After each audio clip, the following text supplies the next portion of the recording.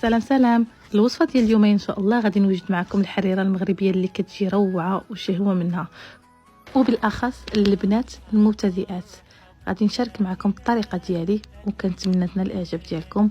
ما تنساونيش بلايك اكسبلور وندوزو مباشره باش نحضروها. كنحتاجوا واحد الكميه ديال المطيشه، غادي نقطعوها وغادي نديرها باش تسلق ليا مزيان.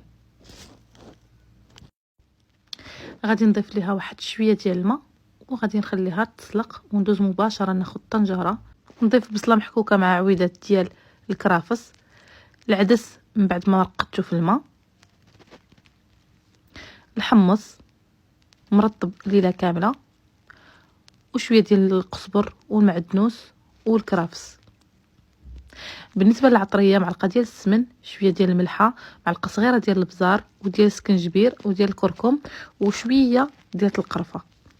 غادي نخلط الخليط ديالي مزيان وغادي نضيف معاهم شويه ديال زيت العود.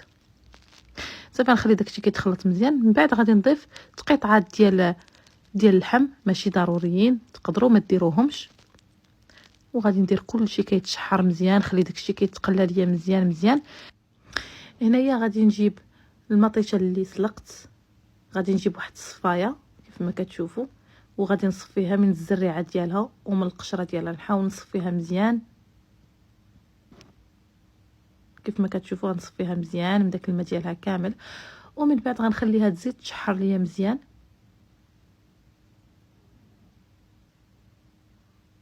صافي كيف ما كتشوفوا البنات. غادي نضيف هنا غادي نضيف طوماط قليل معلب من الطوماط المعلب، خليها شويه وكتقلى وغادي نروي بالماء. في الاخير غادي نرويها بالماء، نرويها مزيان وغادي نصيب عليها ونخليها مطيب على خاطرها، ما نديروش على نار عاليه يعني طالعه كيف ما كتشوفوا.